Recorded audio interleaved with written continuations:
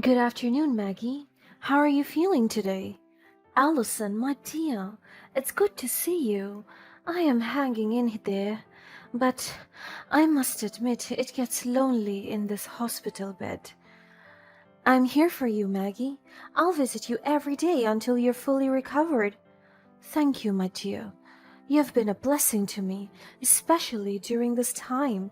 I must say, though, I'm disappointed that James hasn't come to see me once. I've noticed that too, Maggie. I'm sorry. It's been difficult for both of us. Our marriage hasn't been what I had hoped for. I've noticed, dear. It breaks my heart to see how he treats you. You deserve so much better. I had such high hopes when we got married, but things changed. He became distant and cold. James, he's not the sweet boy you once knew. He's lost his way, but you, my dear, you have been a pillar of strength. I've tried my best to make our marriage work, but it's been so difficult. I know, my dear, and I see your efforts, but sometimes we can't change someone else. We can only change ourselves and the choices we make. What are you saying? Allison, there's something I haven't told anyone. What is it, Maggie? You have to keep it from James. Promise me. I promise, Maggie. My name is Allison, and a few years ago I married my husband James. Like any newlywed, I had hopes of a loving partnership, but life has a way of surprising us, and my journey took an unexpected turn. When we first got together, I was relying on James financially due to my ongoing health condition. I hoped he would understand and support me during this challenging time. But as the years went by, his attitude began to change. It felt as if a wall had been built between us, separating our hearts and minds. James started to use threatening language, implying that he didn't want to be there for me anymore. He made it clear that I would be utterly alone if he ever chose to leave. I don't know why you expect me to stick around if things don't change. If I were to walk out that door, you'd be left all alone. Do you think anyone else would want to be burdened with someone like you? You're lucky I've stayed this long. No one else would tolerate your laziness. You would be left to fend for yourself, and trust me, you won't last a day. We had frequent arguments, and I was incredibly stressed for a very long time. James had an expectation that the house should be kept spotless, saying that his demanding work schedule had already tired him enough. It felt as though my efforts to maintain our home were never enough. He would complain about everything: the food I cooked, the time I took the trash out, the little stain on the fridge. Nothing was good enough for him. But there was more. James's abusive behavior cast a shadow over my desire to bring children into our life. I yearned for a nurturing and loving home for my future kids, but it never felt like the right time to do that. And so, having kids became a subject of fear rather than joy to me. To make matters worse, my mother-in-law Maggie would often inquire about grandchildren. Her innocent curiosity stressed me out even more. The constant reminders of what I hadn't achieved only heightened my feelings of inadequacy. The heaviness of our circumstances weighed on my heart. My marriage was not what I had envisioned, and the challenges we faced seemed unbearable.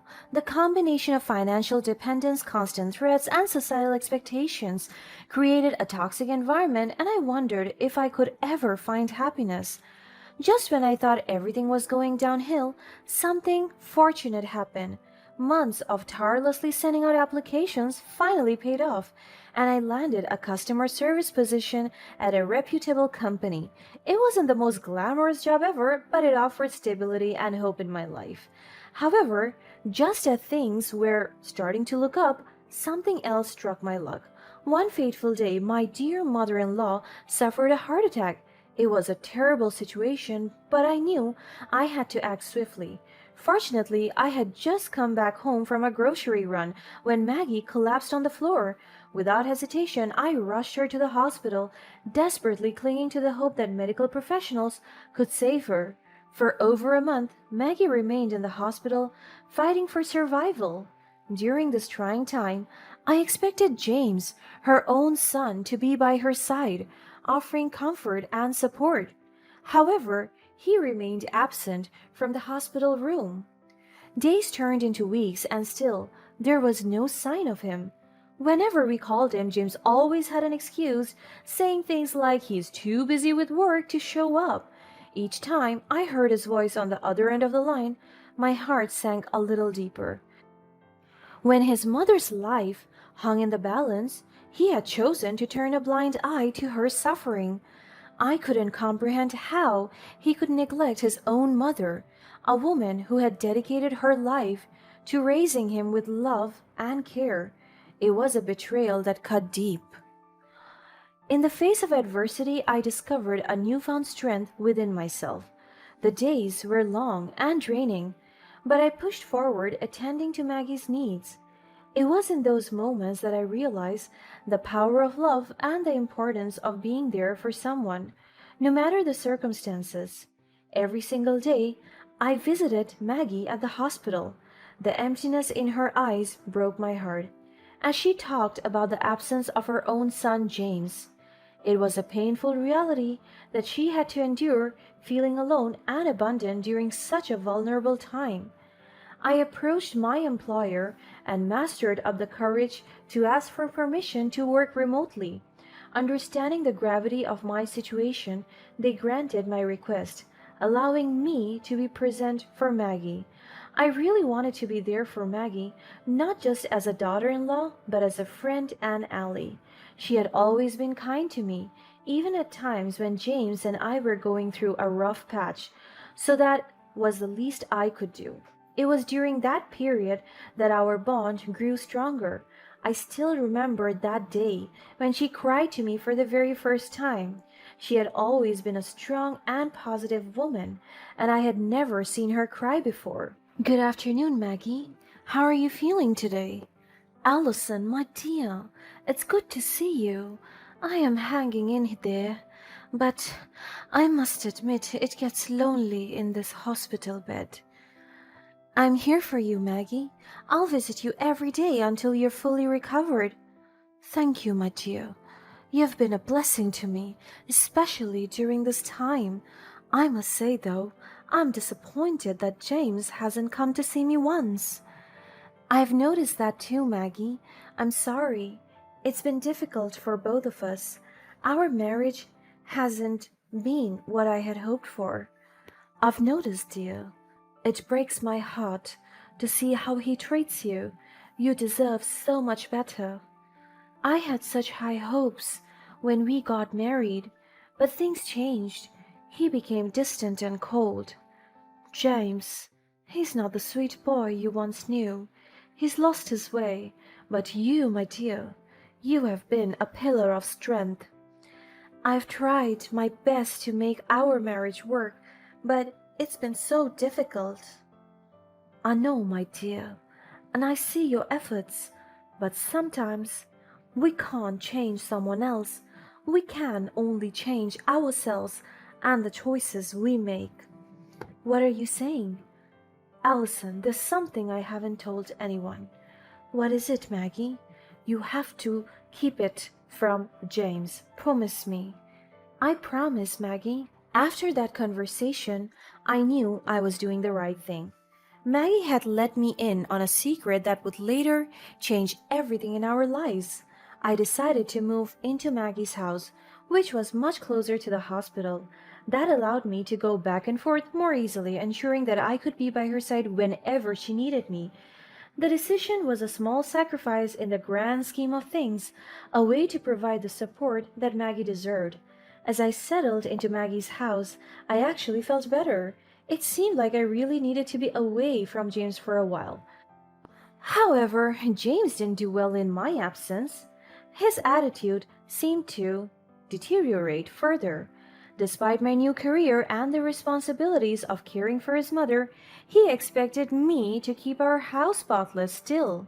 Then, on one fateful day, James brought forth divorce papers. He wielded those documents as a thread, as if they were a weapon to break me.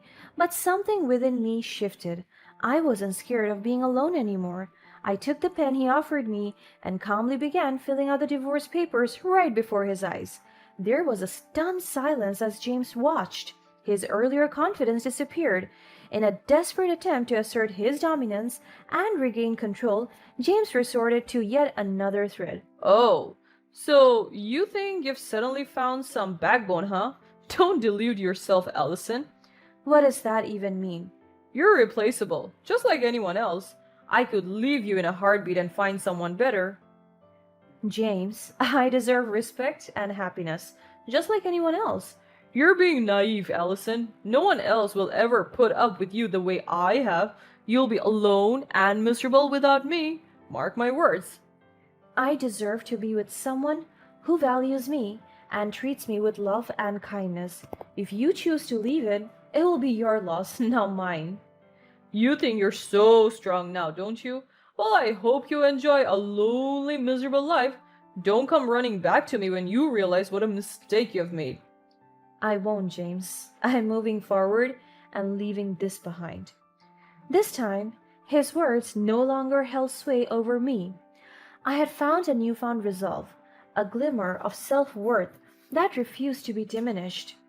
Without hesitation, I packed my bags, ready to leave behind everything I had built with James.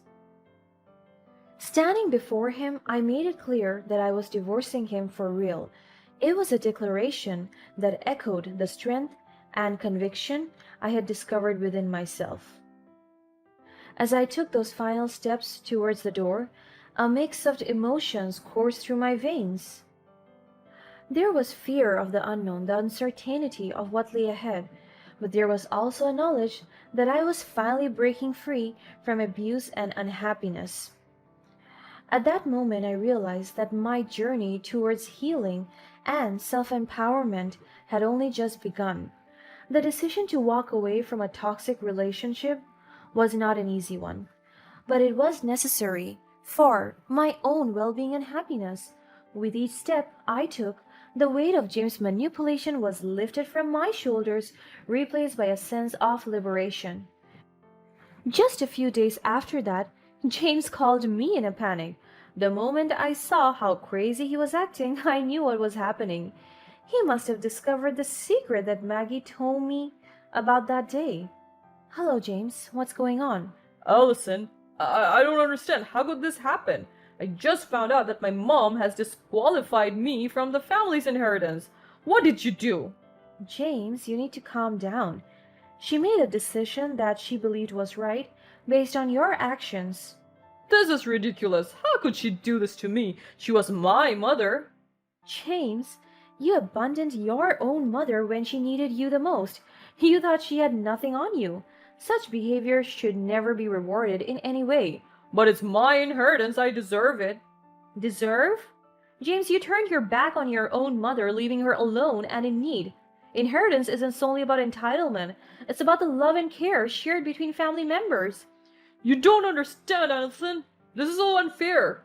Maggie's decision was hers to make, and I respected it. I can't believe this. It's all gone. Maybe this can serve as a wake-up call, James. And just as I expected, James found out that Maggie had intervened, disqualifying him from her inheritance, but I couldn't care less about him. What he didn't know was that his inheritance would soon be mine. I initiated the process of filing divorce papers, determined to sever all ties with James. As the legal matters unfolded, a startling discovery emerged. James's father had left behind a substantial amount of money, totaling $700,000. Maggie had legally signed to ensure that most of the sum would be mine. She set up a fund for James, though, which was worth around $100,000, but only in the case where he kept a clean record and stable jobs. It was an act of love and support, a final gift from a wise woman who knew who to trust and who to look out for. After knowing about this arrangement, James tried to sue me for stealing his money away from him. Sadly, just after a few months after that, Maggie passed away. Her presence, which had brought solace and strength during the darkest hours, was now but a cherished memory. In her honor, I chose to donate half of the inherited money to various charities, understanding that there were others in need who could benefit from it. The remaining half of the money helped me with personal growth and professional advancement. I enrolled in language classes seeking to expand my horizons and embrace new opportunities. The dedication I poured into these studies paid off, and after a few years, I proudly assumed the role of a manager at my company. It was a reminder that the pursuit of personal growth and success was not limited by the constraints of my past. Meanwhile, James was left in a state of emotional desolation. He lost the case against me, of course, because I was inheriting Maggie's fund legally. James was ordered to pay for a settlement. He even constantly attempted to reach out to me. He came to my office making a scene at every chance he could. I made the difficult decision to call the authorities, seeking protection from his behavior. He lost his job, and together with it, he lost the $100,000 that his mom had left for him. James became a broke and bitter loser who didn't even know he had brought all of those things on himself. As time moved forward, the scars of my past began to fade. I embraced the opportunities that life had presented me, forging ahead with strength and resilience. A few years after that, I met someone who really appreciated and loved me for who I am. We have been together for a few years now, and we are talking about bringing a child into this world. I'm so happy and hopeful now, knowing that it will only go up from here.